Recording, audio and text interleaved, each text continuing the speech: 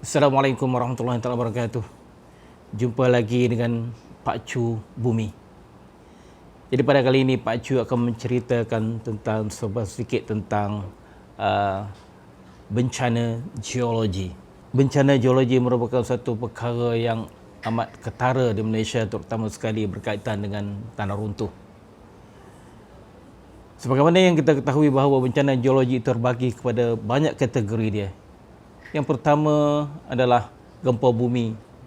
Kita Malaysia bebas pada gempa bumi walaupun kita dapat tempias daripada gempa bumi yang berlaku di Sumatera, dan juga kadang-kadang kita dapat tempias daripada gempa bumi yang berlaku daripada di Filipina, dan kadang-kadang ada berlaku jugalah gempa bumi yang betul-betul yang ada di Malaysia, itu terutama sekali di Sabah. Jadi yang tentang perkara gempa bumi ini akan Pak Chu ceritakan dalam episod yang akan datang. Yang keduanya adalah letusan gunung berapi. Jadi kita sekarang ni, sebagaimana siri yang lepas, episod yang lepas, Pak Chu dah menceritakan bahawa memang dulu kita ada volcano atau ada gunung berapi, tetapi sekarang dah tak ada lagi, atau mendengar kata lain dah mati. Gunung berapi kita dah mati. Tak ada lagi, jangan risau, takkan ada lagi letusan gunung berapi di Malaysia ikut daripada apa yang ilmu geologi yang ada. Dan yang berikutnya adalah tanah runtuh. Tanah runtuh ini merupakan satu fenomena geologi bencana yang agak ketara di Malaysia. Tambah lagi sekarang ni kita dalam musim hujan. Hujan merupakan satu fenomena berhubung kait secara genetik dengan kejadian tanah runtuh. Jadi kita ketahui bahawa apabila berlakunya musim hujan, apabila kadar kuantiti air hujan yang banyak, maka akan berlakulah geobencana ataupun bencana geologi, iaitu tanah runtuh. Jadi kita dengar tanah runtuh di sana, tanah runtuh di sini, sama ada berskala kecil atau berskala besar.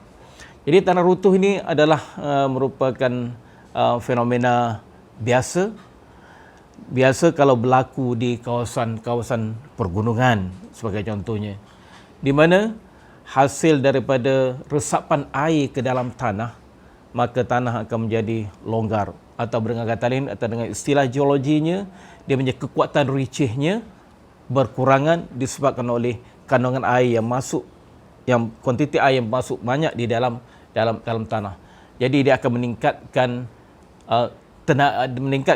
tekanan, dia panggil dia pore water pressure, ataupun tekanan liang yang berlaku dalam tanah itu berkenaan, dan tambah dengan campur dengan tindakan gravity, dan ada juga mineral yang berkaitan dengan yang boleh menyumbang kepada sebagai pelicir ataupun lubrication, maka benda itu akan senang jatuh. Jadi berlakunya runtuhan tanah itu adalah dalam skala yang berbeza-beza. Jadi bergantung pada regolith ataupun bergantung pada ketebalan tanah berkenaan. Jadi kalau sekiranya berlaku, kalau kita ambil contohlah kejadian tanah runtuh secara semula jadi, dia akan berlaku di kawasan-kawasan pergunungan. Sekiranya berlaku tanah runtuh di kawasan pergunungan dalam skala yang besar, maka tanah akan turun ke dalam lembah. Maknanya dengan kata akan menutup saluran ataupun aliran sungai. Jadi kita bayangkanlah dengan kuantiti tanah yang banyak dan boleh berupaya untuk menyekat aliran sungai itu sendiri.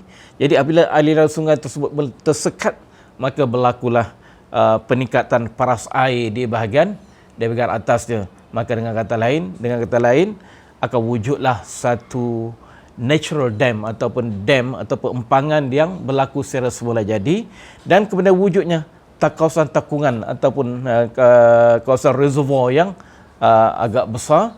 Jadi lama kelamaan apabila air meningkat, maka tekanan dia disebabkan oleh air ini tidak mampu untuk ditampung oleh beban oleh yang natural dam tadi ataupun empangan semula jadi yang dibentuk hasil daripada runtuh berkenaan, maka segalanya akan burst ataupun dia akan runtuh. dan runtuh dia akan mengalir dengan lajunya ke bahagian bawah. Jadi aliran yang laju ini bukan sahaja membawa tanah, yang akan membawa batu, akan membawa boulder, cobble dan juga bermacam-macam benda, termasuklah kayu kayan yang jatuh dan sebagainya. Jadi maka dengan ini, kalau sekiranya dia dekat dengan kawasan penempatan, kawasan kampung, maka akan berlakulah satu bencana yang agak hebat. Jadi kalau kita ingat lagi apa yang berlaku di Pusdipang, di mana perkampungan orang asli di kawasan berkenaan telah dihanyutkan oleh kepala air ini, hasil daripada dam break teori tadi. Maka itulah yang terjadi di Pusdipang, di mana banyak insan yang terkorban hasil daripada kejadian berkenaan. Jadi kejadian ini kita panggil dia sebagai avalanche ataupun avalanche, ataupun dengan kata lain satu kejadian macam seolah-olah serupa dengan kejadian runtuhan salji di kawasan pergunungan yang ada salji. Maka kejadiannya adalah hebat sebegitu sekali, tetapi perbezaannya adalah di sana adalah salji yang runtuh, tapi di sini adalah air yang membawa debris ataupun kandungan cobble, boulders yang dibawa bersama, bercampur dengan kayu dan sebagainya, akan dibawa mengalir ke sepanjang sungai berkenaan. Jadi kesannya adalah menjadi satu kawasan menjadi satu kawasan dataran dipenuhi oleh boulder, cobble dan sebagainya. Jadi relic ataupun kesan ataupun bentuk hasil daripada avalanche ini apabila dah reda, maka kita akan tengoklah macam seolah satu dataran atau satu dataran sungai yang rata dan dipenuhi oleh boulder dan juga kayu kayan. Jadi perkara yang sama juga berlaku selepas daripada berlakunya runtuhan, sebagai contoh di sungai Liwagu di Sabah kalau tak silap saya, di mana apabila berlakunya gempa bumi, maka akan berlakulah runtuhan dan sungai terhalang daripada mengalir, dan lama kelamaan dia akan burst dan akan menyebabkan satu aliran yang kuat, yang boleh menghakis atau boleh memberi kesan kepada kawasan sekitarnya dan juga kawasan tebing-tebing sungai. Jadi dengan kata lain akan mengubah pola sungai itu sendiri. Itulah merupakan tanah runtuh yang biasa, yang berkaitan dengan di hulu sungai. Tetapi apa yang berlaku sekarang di Malaysia disebabkan oleh tindakan manusia, anthropogenic proses, di mana apabila berlakunya pembangunan sebagainya untuk kawasan dipotongnya bukit untuk bina jalan, untuk buat pembangunan, untuk pertanian dan sebagainya, itu akan mendedahkan risiko kepada bencana geologi. Di mana apabila kita memotong tebing ataupun tanah semula jadi, dia akan memberi kesan terhadap dia punya sokongan terhadap tanah berkenaan. Tapi dengan kata lain, pada peringkat awalnya, mengikut daripada perkiraan yang dibuat oleh jurutera dan sebagainya, memang stabil. Tetapi kita kena ingat bahawa kita ni berada di iklim tropika yang menerima hujan yang banyak. Jadi akibat itulah maka senang berlakunya tanah runtuh. Jadi apabila berlaku tanah runtuh, akibatnya adalah kerajaan sendiri terpaksa menanggung kos yang besar, terutama sekali untuk remedial ataupun untuk membaiki, untuk membaik pulih, dan juga untuk rectify slope yang telah mengalami runtuhan. Satu tempat di mana berlakunya runtuhan yang tanpa henti sehingga akan terpaksa kita kerajaan membuat satu support yang agak mahal, iaitu yang berlaku di Puslim, di mana setiap semasa dibuat pemotongan bukit, tanah akan jatuh. Apabila dipotong, tanah jatuh. Dipotong je, tanah jatuh. Sehinggalah sehinggalah kita mendapat potongan yang tertinggi di Asia Tenggara. Jadi kita bayangkanlah berapa kos yang diguna untuk memotong cerun berkenaan. Jadi sehinggalah satu ketika terpaksa dibiarkan runtuh, ataupun kita panggil istilah dia it's stable by itself. Perkara ini adalah berlaku kerana bahan ataupun material yang berada di kawasan berkenaan, di mana itu merupakan satu kawasan runtuhan ataupun tanah runtuh lama, atau dia panggil dia paleo landslide ataupun paleo, dia dah berlaku dalam masa geological time. Jadi dengan kata lain, bahan berkenaan berada dalam status residual strength ataupun kekuatan yang tak berapa kuat berbanding dengan intact ataupun berbanding dengan bahan yang belum mengalami runtuhan. Dan tambah lagi dicampur dengan bahan tu sendiri. Bahan tu sendiri adalah terdiri daripada schist yang ada grafite. Grafite sebagaimana yang kita tahu sebagai lubricant ataupun sebagai bahan pelicir untuk sesuatu untuk di dalam batuan, dan berlaku banyak retakan-retakan di dalam batuan berkenaan. Jadi dengan kata lain, hasil daripada kombinasi daripada faktor-faktor inilah maka berlakunya tanah runtuh berskala besar yang berlaku yang terjadi di Puslim, jalan daripada Ipoh, daripada Sembang Pulai ke Cameron Highland.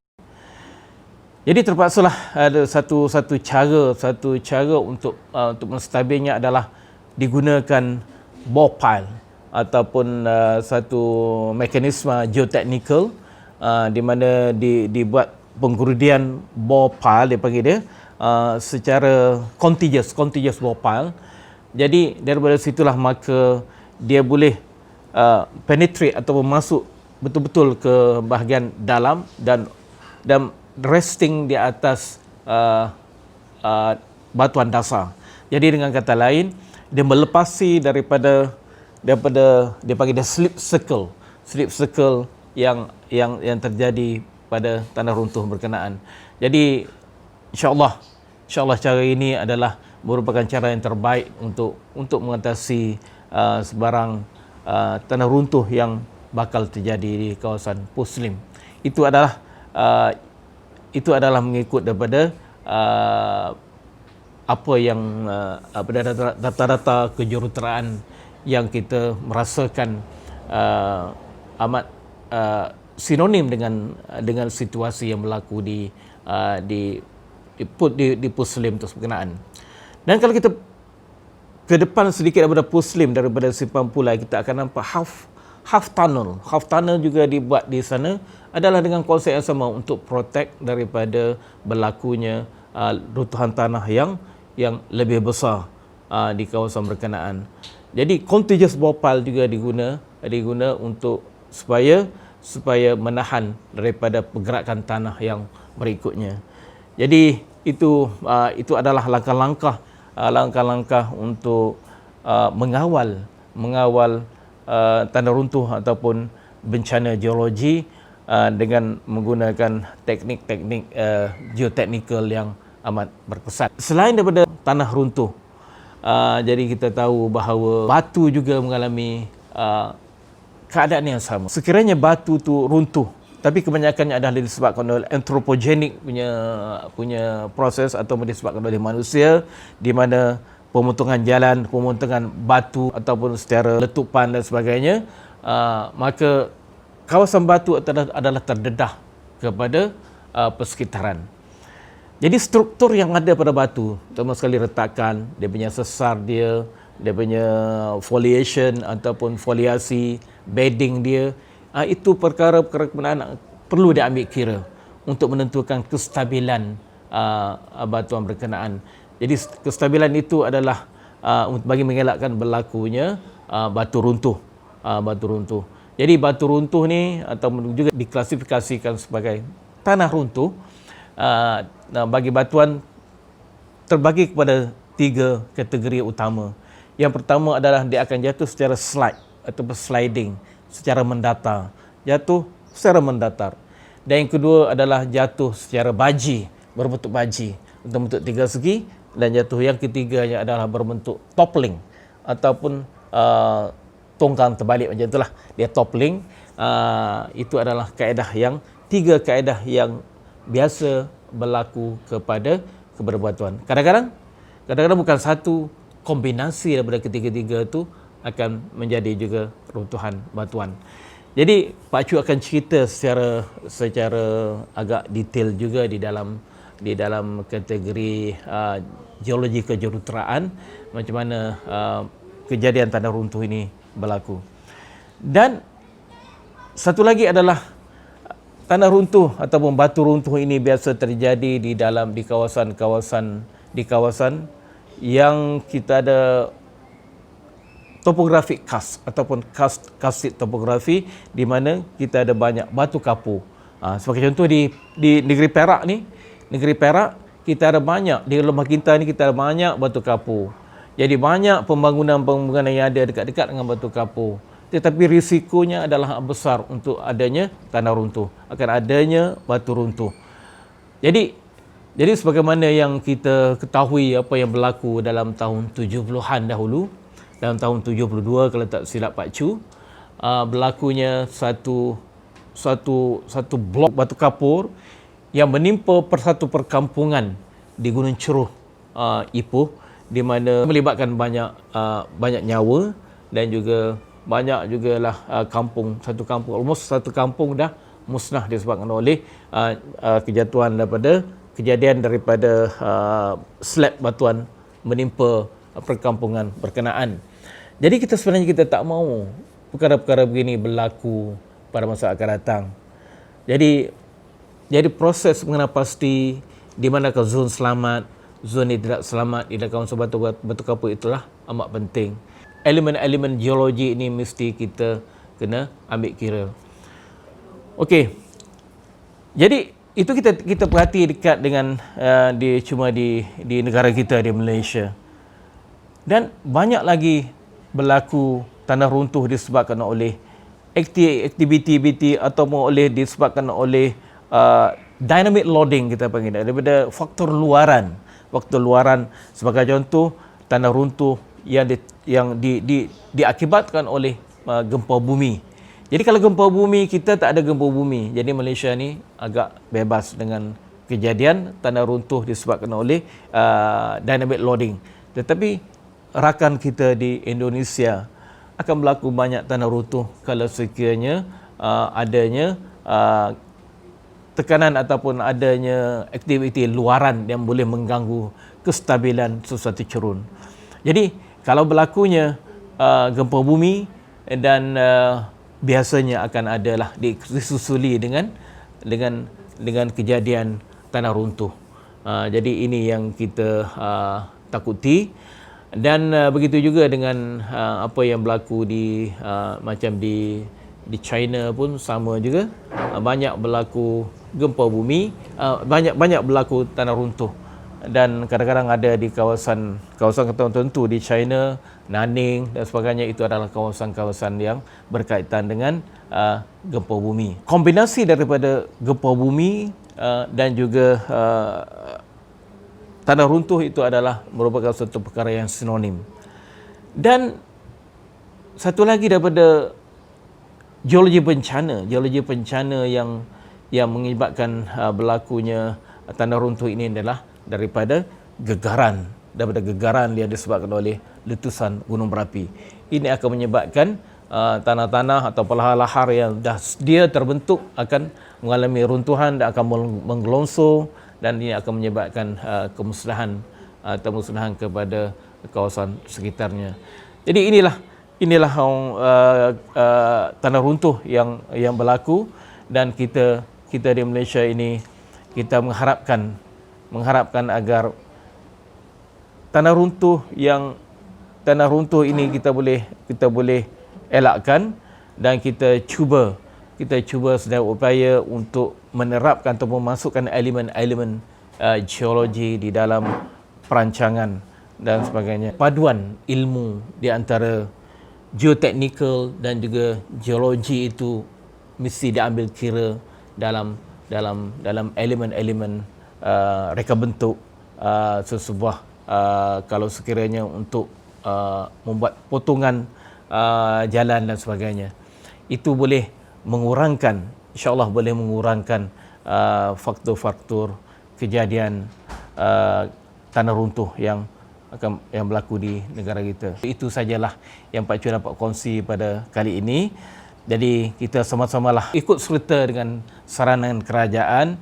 Kalau sekiranya kita mendapat satu nampak bibit-bibit kejadian tanah runtuh, buatlah laporan yang sewajarnya kepada pihak berkuasa supaya persediaan dapat dilakukan agar tidak berlaku kemalangan jiwa dan sebagainya. Sekian saja daripada Pak Cu pada kali ini.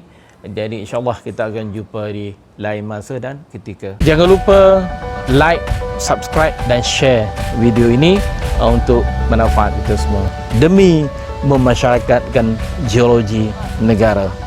Bye bye. Assalamualaikum.